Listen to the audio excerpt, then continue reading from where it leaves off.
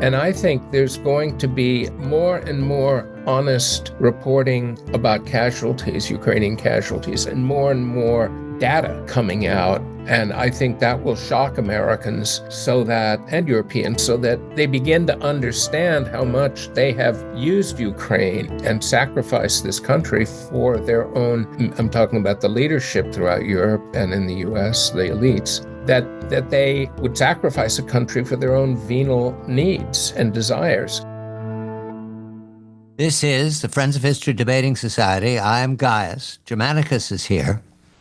And we're looking at our first century AD, the joys of being a Roman citizen in Londinium, surrounded by our Greek assistants who run our estates. We're propertied men, equus class, we don't work. And the centurions retired and their families in the marketplace. And the garrison, I emphasize the garrison tonight, Germanicus, because of our fresh understanding of what will happen to Roman Britain in the beginning of the 5th century AD, several hundred years from now, but we can see it. In addition to that, later on we will sacrifice to our great god Augustus and go on to the theater where we're promised tonight clowns from Rome. That's good because we're in the mood for laughter. It's the end of the year, good to assess where we are in the 1st century, but the 21st century is compelling. And so we start there with what is called a transition underway between one presidency and another, between one emperor and another. And it has been a pleasure to speak with Germanicus over the years about how the new emperor has been regarded as not worthy, as illegitimate in some fashion, either elected illegitimately, conducted his work illegitimately, aided by counselors who were illegitimate, many illegitimate remarks. Most recently, he was pilloried as the end of democracy. Worse than that, as far as Germanicus and I are concerned, we who supported him, because that's a party that we support, were called names. And I understand that's not supposed to upset people, but it lingers in my memory, especially being called a fascist. Now, fascist comes from Rome. It's a bundle of sticks. The simple observation, a bundle of sticks is stronger than one stick. And it was a sign of the courts, of law, Roman authority. That's what a fascist was for us. But in the 20th century, it became a word that it was applied to bullies and brutes and tyrants, especially in Middle Europe. And so calling the Republican Party or the supporters of Mr. Trump fascists seemed particularly odd. There's no basis for it. And I observe now, after the election is over, that perhaps it wasn't a game. Perhaps it was sincere. Perhaps the people who called us that name believed that democracy was ending. Okay, the rest of the story is, Germanicus, a very good evening to you. It occurs to me, reading headlines these days, there's no bite to them the way there was in the first term. Gracchus, Mr. Trump is a Gracchus Younger, one of the elite who left them and marched over to the plebe assembly and is looking to make reforms, upsetting the Senate, upsetting the blue elite. Gracchus is normalizing.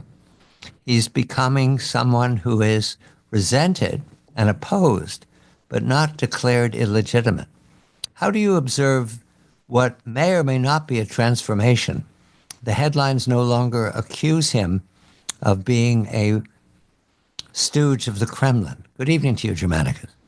Good evening, Gaius. I think looking back maybe 30 years into the future, people will see this as an important watershed of an election, because the progressive vision, the liberal progressive vision that had come to dominate American life after 2000 12 or 13, in the opinion of many, was a vision of the elites, but almost a religious vision, like a cult. And it had a worldview that brooked no dissent, that demanded absolute obedience and prostration.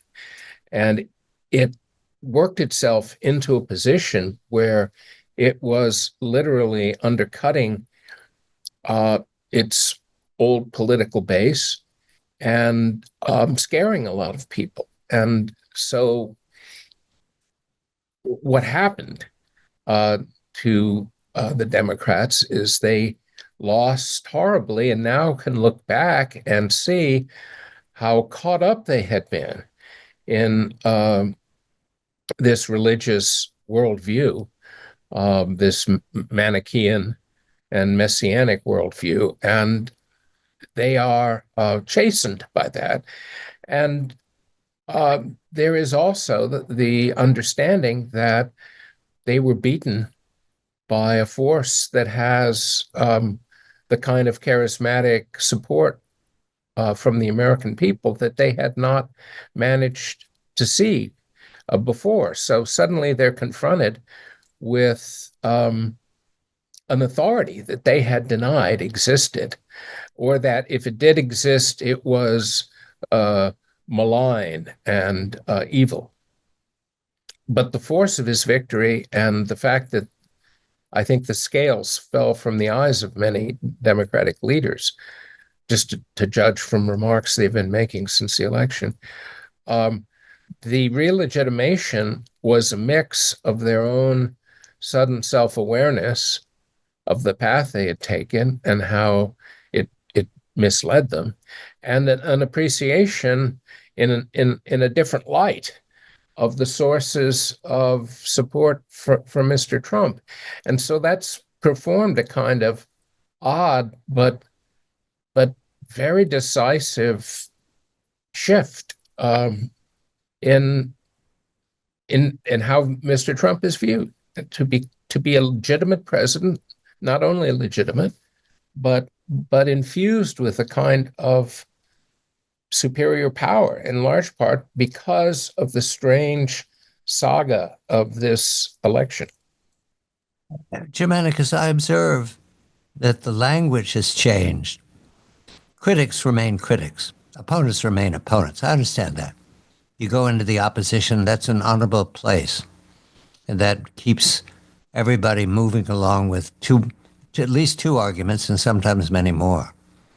But what we're observing now is the opposition has not recovered enough to understand that the sarcastic remarks are unwelcome.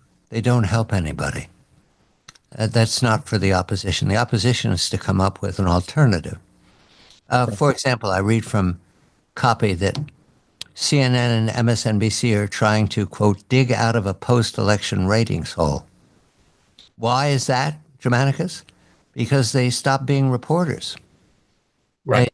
They started being partisans and advocates. Yeah, missionaries for the cult, as I was saying earlier. Sure. And I think that spell is broken, and will be sustained only by a core, including places like the Bulwark. They cannot let go of the intense sense of good and evil and the struggle thereof that they felt completely consumed by. That's the Manichaean part. Yes. They weren't joking about it. The world was about to be taken over by evil characters unless we stop them. That stuff. Well, also you have to remember that the cultic control meant that people couldn't, within the party and their supporters and cohorts, couldn't really express how they felt because they would be considered incorrect or blasphemous even. And once the gravity of the defeat was evident to all, then they could speak out. And so I think there's just a reassertion of normal intercourse, political intercourse between blue and red offing in the future because the blue leaders understand that they can't win if this cult is in charge, and two, they actually respect what the opposition achieved, and that creates its own kind of legitimacy. I'm in Londinium with Germanicus. We're philosophizing by the Thames. It's chilly.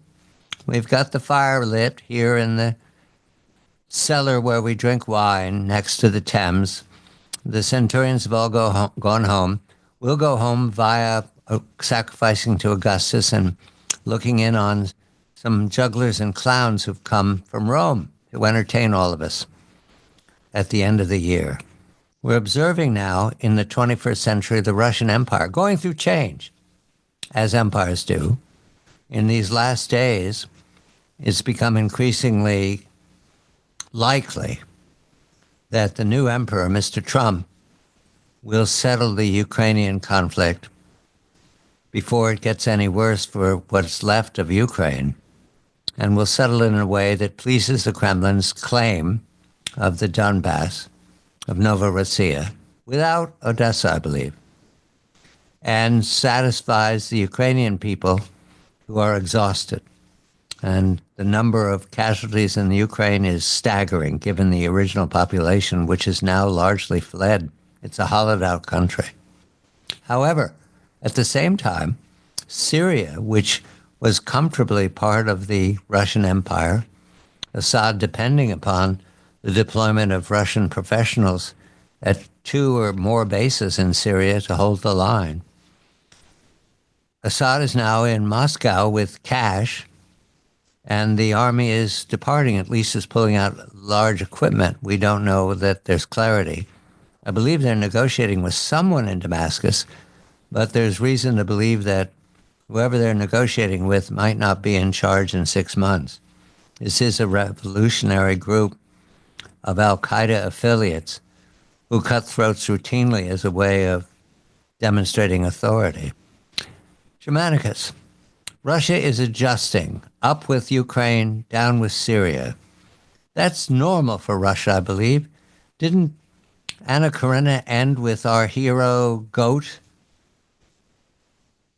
rushing off to fight in Bulgaria? I remember something like that, a Slav crisis at the end of the 19th century. It always happens with Russia at some point. Russia is an empire, but it is an empire in many of the same ways that America has been an empire. It's just a huge place, even bigger than America, of course, but with many nationalities. And that's usually the foundation for talking about empires, because empires have to be bigger than just one nation. They have to have a more universalistic pathway. And Russia is not an empire in the sense it was during Tsarist times. It's a federation, but it is an imperial federation, and it includes not just its own peoples, but peoples who have been related, like the Kazakhs and Georgia and Armenia. And in an even larger compass, there is the long-standing claim of Russia as leader and protector of Orthodox Christianity. And in that sense, it is an imperial web. And there are even links back to the 18th century of Russian presence in Syria, for example, because of the 1774 Treaty of Kuchuk-Kenarka, which ended an Ottoman-Russian war and gave Russia rights to protect Orthodox citizens throughout the Ottoman realm. So there are all sorts of precedents here for a Russian imperial approach, and Russian expansion and contraction is in many ways similar to that of Rome. What I like about right now, what we're witnessing with Russia, is, again, its ability to defeat the sanctions and find ways to move its energy and its oil, not exhausting, and even maintain the ruble now and again, although it's under severe pressure. Russia wants to settle Ukraine. Let me add an inflection on the idea of comparing imperial policy and success or lack of it to Rome. That is to say, Russia is like Rome. I think I'd qualify that and say that Russia is much more like Byzantium, because Byzantium, which was Roman and was an extension of Rome, was nonetheless very Greek and very Orthodox, and encompassed many peoples and laid claim to the imperial aura of Rome and its authority. So it was known, that is to say, the Byzantines, for its ability to take hits and come back, take advantage of opportunities, lose a bet or two from time to time, and turn back very threatening forces that were coming for Constantinople and somehow turn them back. And that has a lot of similarities with the Russian experience as well, as we know. So uh, this is, I think, a Russian imperial order that is, at the moment, doing pretty well. And you have to remember, Syria was not so much an imperial possession for Russia as it was a shared client relationship. And I mean, shared between, the benefits were shared between Russia and Iran. And so Russia was a player in Syria, but on a more of a client state kind of category. And I agree with that. I'm looking at the adjustment. It could be very well that Lavrov will be in Damascus signing a deal with someone, and they'll sign another deal. The confidence of it. I smiled when you talked about Byzantium. Accidentally, I came across a presentation of Valerian, who was captured by a Persian emperor. They were always fighting with the Persians. Remind anybody of something? In Mm-hmm. any event, the grotesque detail that when Valerian died, they had his skin turned into a hide that they either put on the wall or put on a rug. Quite fantastic, Michael. Yeah, those wonderful, reliable historical sources that we have. I've been reading about that very incident, and it really does seem as though it was apocryphal. And for Not one my thing, intention. oh yeah, no, it's like the same thing about Crassus having molten gold poured down his throat. But And apparently, the survivors of the defeat of Valerian, his survivors were sent to man an outpost near Afghanistan, and Valerian may have joined them there. So I'm just saying, it,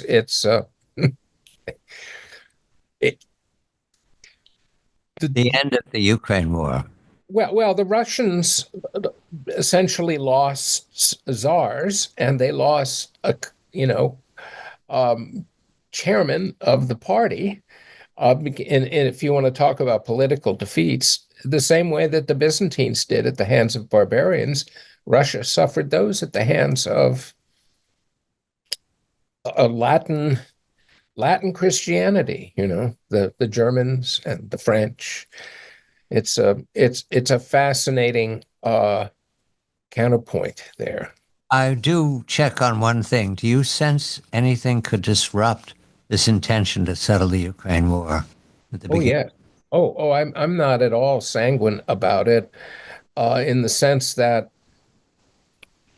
Mr. Trump may have um, come up with uh, a pathway that suits him and that he thinks may be fair for Russia, but it may not be congruent with what Putin needs and what he sees as his bottom line, because he has to satisfy political constituencies, believe it or not, just as much as an American president has to. And he can't be seen as losing the war. And so I think if Mr. Trump was smart, he'd focus on the proposal that Putin has already made and use that as a way to keep Putin engaged and do. There has to be some way of working out um, a solution that doesn't make Trump feel like the U.S. was defeated in some way. The Minsk II agreement is available. Yeah, it is. Well, there are many options, but I think the bottom line is the NATO thing and the demilitarization. And so then you get into a lot of issues that I don't know that Mr. Trump is willing to tackle, since he's already said that he wants NATO troops in as peacekeepers along a DMZ. And I don't think that's going to fly with Mr. Putin. The word ceasefire, they'll never start again, Germanicus. Yeah. Get that word said. You mean you're speaking like of Korea, for example? Once the ceasefire is in place, the two sides are too far apart to start shooting again. Yeah, well, that happened with the armistice as well on the Western Front. And I don't know that a ceasefire is acceptable. I mean, the essence of an agreement for Mr. Putin is no NATO and no demilitarization. In other words, Ukraine cannot informally be made into. Well, you can finesse that with the UN version, a peacekeeping force drawn from the third world. Yes, you could do that, but you'd have to have a final agreement, or how would I put it? The ceasefire. I don't know that Mr. Putin will accept a ceasefire in which Ukraine, even if it can't join NATO, is still in a position to get armed to the teeth. That's a kind of a. I don't think that's acceptable. But right now, Ukraine doesn't have energy, so they're not in a position to worry about how much we have in the arsenal. They don't have electricity. Right, and they don't have an arsenal either, and they don't have the men either. And Mr. Zelensky made the first sort of statesman-like leadership decision he has during his tenure, which is to basically say we won't draft 18-year-olds to 25. I mean, he isn't willing to throw away what's left of his country, and I think there's going to be more and more honest reporting about casualties, Ukrainian casualties, and more data coming out. And I think that will shock Americans and Europeans so that they begin to understand how much they have used Ukraine and sacrificed this country for their own. I'm talking about the leadership throughout Europe and in the US, the elites, that they would sacrifice a country for their own venal needs and desires. And this may make it easier ultimately to give Russia more of what it says it must have. So I think there is some kind of solution possible, but I think I'm coming down on what you said about a ceasefire, that there'll be some sort of, with all the negotiations that were undertaken in 1953, it still didn't really solve anything, and yet it sort of did. So that may be the pathway that is ultimately pursued. I've been reading a new book, James Holland, the historian, English historian, working through the major battle set pieces of the Second War. This is the Battle of Monte Cassino in 1944. Germanicus has been there. I've not. I'm only reading about it. But this is Italy, and Monte Cassino was a 6th century AD monastery at the top of a very high construction in the mountains that go up the spine of Italy. And it looked down on Via Appia. And there's the irony. Many times in this war, in this battle, because the aim is to get past Monte Cassino and 70 miles to Rome. And the decision is made by Roosevelt and Churchill, Stalin not so much, that the capture of Rome will dishearten the Germans. This is before the Normandy landing. And Mark Clark is the overall commander for the U.S.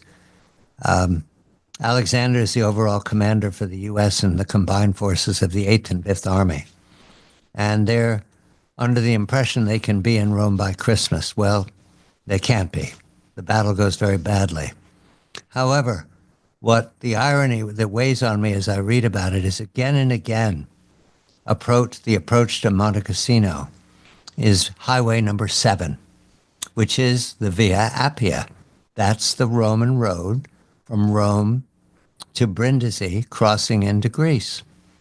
And there were more than a few memoirs and diaries and letters home where the men, some of whom died in Italy, some of whom lived out the war and went home, about how they were walking on or crossing a road, imagining the Romans crossing that road, imagining other armies like Carthaginians crossing that road. And it weighed on them at the time. Germanicus, I don't have an end to this story. It's just that 2,000 years of soldiers and always a mission that had to be completed in order to, and then fill in the blank of the goal. And it didn't discourage them, but they were aware of the fact that they were walking on a road with ghosts, and I imagined those ghosts all around them, a legion marching by as the Inniskillings go into action to cross the river. Well, John, Gaius, you've just given me a thought that had never occurred to me. I'd always thought of the Italian campaign as a massive waste of resources, achieving very little, if anything, in the strategic realm.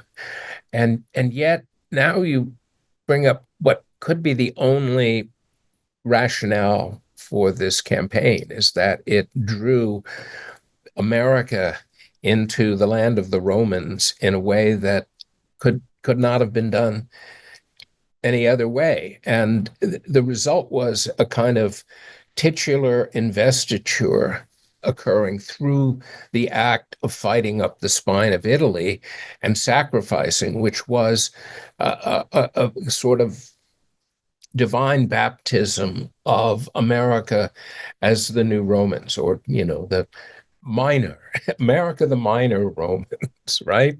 So it to me, and you see this through movies that were made after the war, Gregory Peck and a whole series of movies about officers returning from Italy and a way in which Italy was bound into America after World War II. But it was really not about Italy as we understand it in modern times. It's Roman. And America became Roman, arguably, for having beaten the greatest fighters, the craziest fighters, meaning the Germans first and then the Japanese, and then also having campaigned in the lands of the Romans. It's those are, I think, some of the subterranean firmament that was created as a result of World War II that allowed America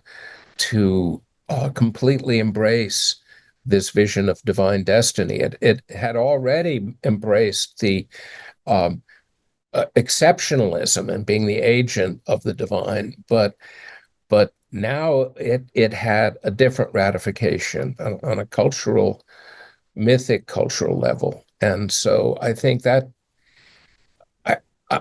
I guess what I'm leading up to is I'm trying to understand why the United States right now is having so much difficulty leaving world rulership behind.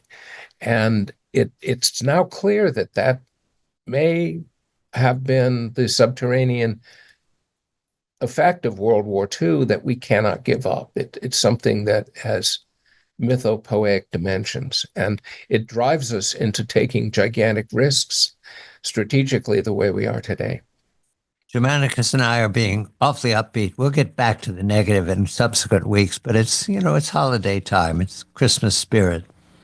We think that Gracchus Minor is being normalized by his opponents.